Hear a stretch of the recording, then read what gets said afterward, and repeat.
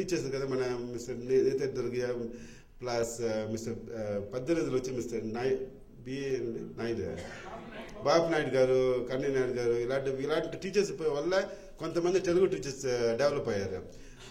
Then there were a few teachers who came direct from India. మన mister uncle Ellappa Krishnamurthy uncle ఇలాంటి వారు కూడా కొంతమంది ఇండియా నుంచి డైరెక్ట్గా వచ్చేసి ఇక్కడ టీచ్ చేశారు అనమాట.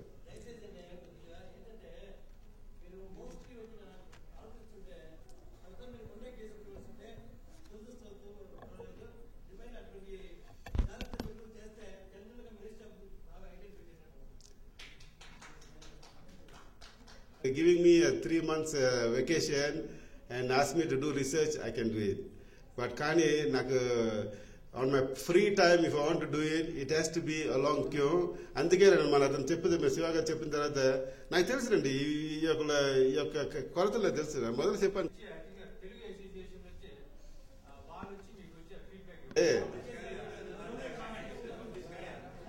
ఎందుకంటే ఒక హిస్టరీ రాయాలంటే దీంట్లోనూ కొంత మార్పులు వస్తాయి, కొంత యాడ్ చేయొచ్చు.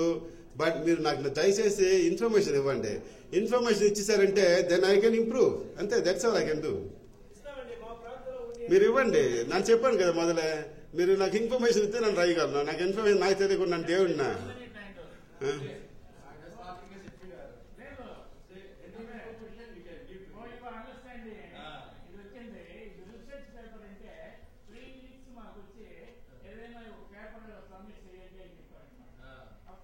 ఎందుకు వెళ్ళింది. దాని అతను టీచర్స్ ట్రైనింగ్ వచ్చిన తర్వాత 300 అండి. అలాగే ఇప్పుడు ఎక్కువ తక్కువ 1000 పైన వస్తారు. ఇప్పుడు ఎక్కువ హెడ్ మాస్టర్స్ 200 వరకు వాళ్ళు వెళ్తారు అనమాట. సో అలా ప్రోగ్రెస్ చేశారు అనమాట. వాళ్ళకి వచ్చేసి తెలుగు టీచర్స్కి భాషాభిమానం వాళ్ళనే టీచర్ అవ్వడానికంటే సంబళాలు అంత ఎక్కువ వాళ్ళకి ఇవ్వలేదు అనమాట. నెక్స్ట్ అండి మ్యారేజెస్ చూసారంటే సెకండ్ జనరేషన్ వచ్చేసి ఒక స్టెప్ కొంచెం ఇంక్రీజ్ అయ్యారు అనమాట. సెకండ్ జనరేషన్ వచ్చేసి ఇప్పుడు ఎందుకంటే ఇండియాకి వెళ్ళలేని పరిస్థితి ఉన్నందువల్ల సెకండ్ జనరేషన్ వాళ్ళ యొక్క కులాలలోనే పెళ్లి జరిగాయి, కానీ అప్పటికి ఇంకా బయటకు వెళ్ళలేదు. కానీ సొంతం కాకుండా కొంచెం ఎక్స్టెండ్ చేశారు అనమాట. వాళ్ళ కులాలలోనూ పెళ్లి జరిగాయి అనమాట.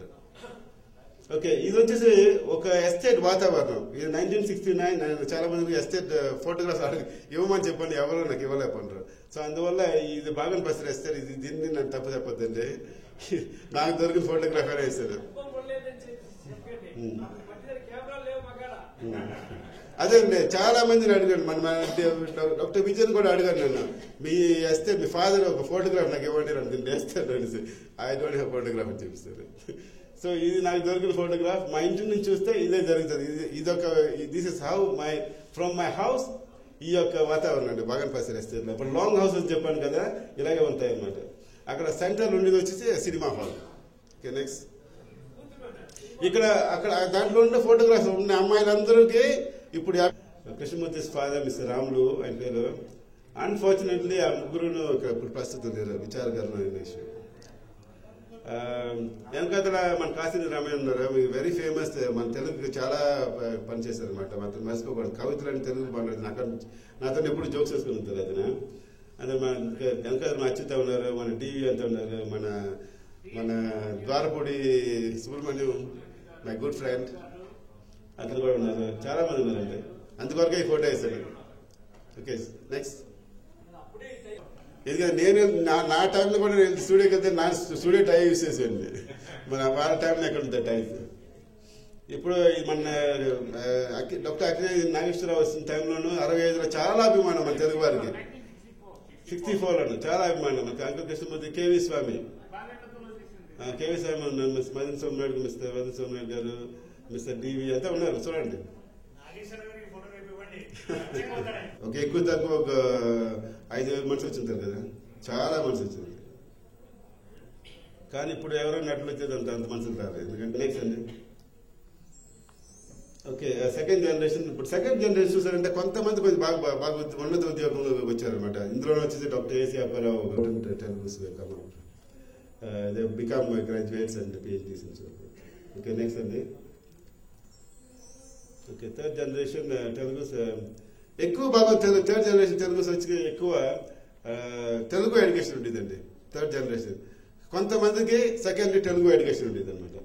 Okay no certificate education senior campus చాలా మందికి దానికి they don't go to university level అంత మటుకు ఎక్కువ బట్ కొంతమంది వెళ్ళారు. ఓకే నెక్స్ట్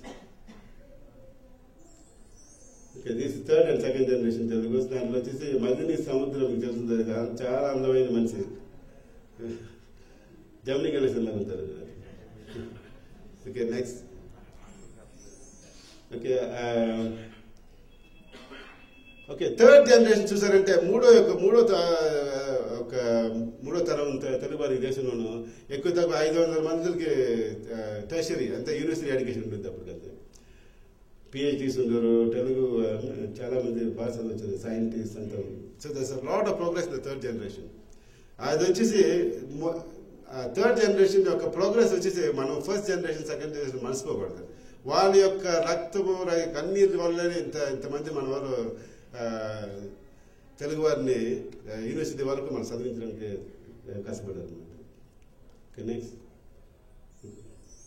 ఓకే ఇది వచ్చి మన జవాన్ గారు మీరు తీసుకుంటుంది SP Balasubrahmanyam 1960s or 70s ఇంతప్పుడు తీసిన photograph. Okay next okay these or third generation university graduates. I just showing some progress. Okay next actually I myself over there I went to UNCTAD and presented a paper at a very young age of 1976 in West Berlin. Okay next ఇది Telugu student Telugus in UK. ఇంగ్లాండ్లో వచ్చేసి doctor Vijayan మనకి తెలుస్తుంది. Doctor Vijayan అప్పుడు doctor Daya and Jagannathan from Bhagannath వేస్తే వీళ్ళంతా ఇంగ్లాండ్లో ఉన్నారు అప్పుడు. Okay next 1 minute. Okay, can not this much. Earlier.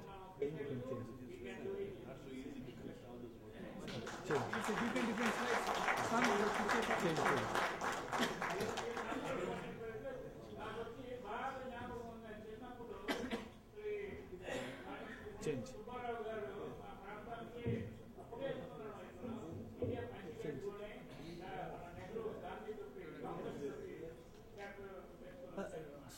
Slow.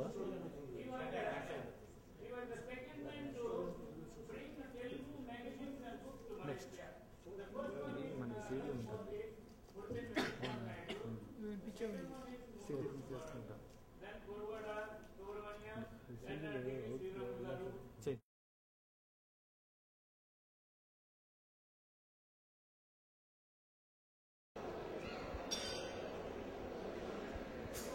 Telugu వారందరికీ నా యొక్క మొదటి వందనములు.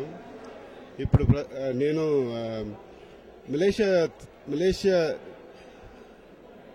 You can edit right start again.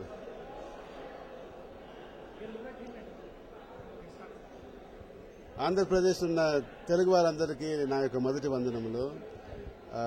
ప్రస్తుతం నేను Malaysia I'm not getting it. Yeah? Okay.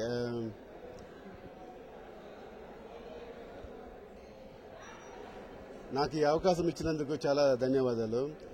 నేను మలేషియాకు తెలుగు వారు ఎలాగ వచ్చారో ఎలాగ అభివృద్ధి చెందారు అనే ఒక సంస్థపై నేను కొద్దిగా మీకు వివరించాలని ఆశపడుతున్నాను.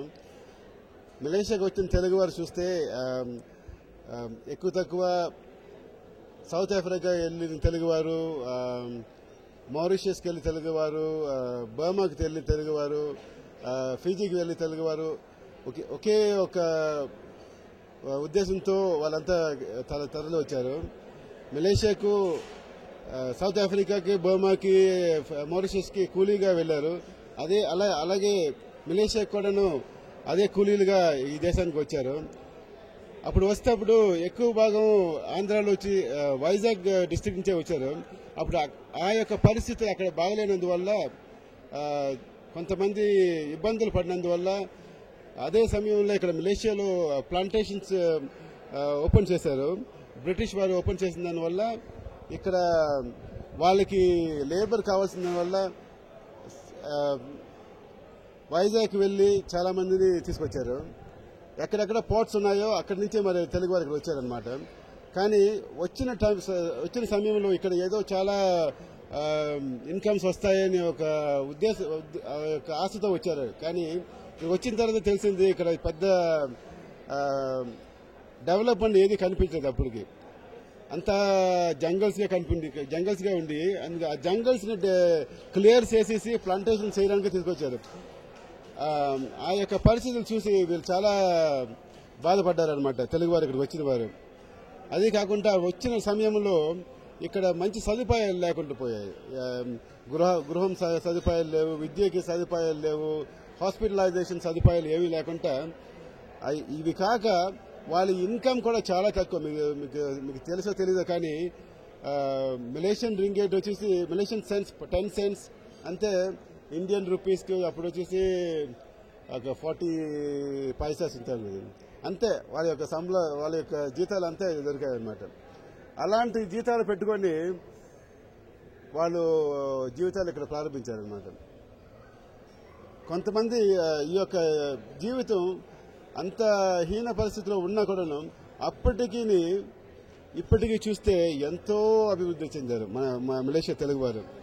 మొదటి జనరేషన్ చూస్తే వాళ్ళకి వచ్చేసి ఉద్దేశం ఏంటి, ఇక్కడ వచ్చేసి సంపాదించేసి ఇండియాకి వెళ్ళిపోవాలనే ఉద్దేశమే.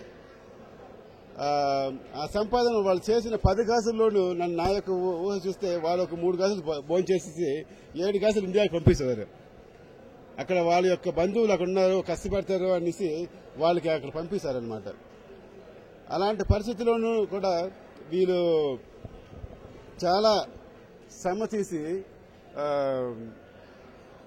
వాళ్ళ యొక్క ముందటి తరాలని బాగు చేయాలనే ఉద్దేశంతో వాళ్ళు చాలా శ్రమతో వాళ్ళ విద్యలు నేర్పించాలని ప్రయాసపడ్డారు. కానీ అప్పుడు మొదటి తరం వచ్చిన సమయంలో ఇక్కడ ఏ ఒక్క పాఠశాలలు లేవు, తోటల్లోని ఏ ఒక్క పాఠశాలలు లేవు. సో అందువలన వీళ్ళకి విద్య ఇవ్వాలనే ఉద్దేశం ఉన్నా కూడాను వాళ్ళు విద్య ఇవ్వలేకపోయారు. సో ఆ సమయంలో ఏం జరిగిందంటే బ్రిటిష్ వారు వచ్చేసి ఈ తెలుగు వారిని ఇక్కడ ఈ మలేషియాలో ఉండించాలనే ఉద్దేశంతో కొంతమంది తెలుగు ఉపాధ్యాయుల్ని ఒక 5 మందిని ఇండియాని తీసుకొచ్చారు. అందులో నేతేటి దొరికి అని ఒక అతను తీసుకొచ్చారు అనమాట. ఒక 5-6 మందిని తీసుకొచ్చి అతను వచ్చేసి ఒక 50 మంది తెలుగు వారికి తెలుగు విద్య అభ్యసించారనమాట. స్టాండర్డ్ 7 వరకు విద్య అభ్యసించి ఈ తెలుగు స్టాండర్డ్ 7 స్టూడెంట్స్ తీసుకుపట్టి వాళ్ళు ఈ దేశంలోనూ ఎక్కడెక్కడ తెలుగు వారు ఉన్నారు, ఏ తోటలో తెలుగు వారు ఉన్నారో ఆయా తోటలో తెలుగు పాఠశాలలు ప్రారంభించారనమాట. సో ఆ పాఠశాలలు ప్రారంభించిన తెలుగు వారి బిడ్డలే ఇప్పుడు 3rd జనరేషన్ తెలుగు వారుగా అయ్యారనమాట. 3rd generation Telugu, 2nd generation వచ్చేసి చూస్తే ఎక్కువ భాగం 2nd జనరేషన్ తెలుగు ఈ దేశంలో వచ్చేసి ఇంకా ఒక 80-90% వారికి ఎడ్యుకేషన్ వచ్చేసి చాలా తక్కువ. తెలుగు ఎడ్యుకేషన్ ఉండేది, ప్రైమరీ తెలుగు ఎడ్యుకేషన్, కానీ ఇంగ్లీష్ ఎడ్యుకేషన్ చాలా తక్కువ. పాసిబిలీ ఒక 7 to 10 years of English education ఉంటుంది. ఒక 1% or 0.5% only would have got tertiary education. So అందులోనూ ఒక బాగా ముఖ్యమైన వ్యక్తులు చూస్తే doctor AC Apparao 2nd generation Telugu బాగా ముందుకు వచ్చారనమాట. ఇప్పుడు ప్రస్తుతం ఆయన వచ్చేసి ఆస్ట్రేలియాకి మైగ్రేట్ అయ్యారు. డాక్టర్ దయానంద రేడియోలాజిస్ట్, అతను బాగా 2nd generation Telugu. Doctor Vijayan అనేసి 2nd జనరేషన్ తెలుగు. వీళ్ళు ముగ్గురే నాకు జ్ఞాపకంలో వస్తున్నారు.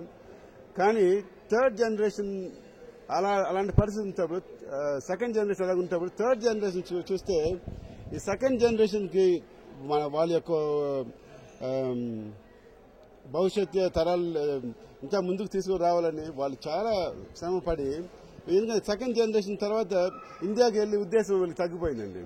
ఇక్కడే స్థిరపడాలనేసి ఉద్దేశంతో ఇక్కడే వాళ్ళ యొక్క బిడ్డల్ని చదివించి ముందుకు తీసుకొచ్చారు. సో అప్పుడు వచ్చేసి చాలా విద్యకి ప్రాముఖ్యత ఇచ్చేసి ఈ 3rd జనరేషన్లో వచ్చేసి ఎక్కువ భాగం ఒక 20% తెలుగుస్ వచ్చేసి టెర్షియరీ ఎడ్యుకేషన్ వచ్చినట్టు చూసుకున్నారు అనమాట 3rd జనరేషన్.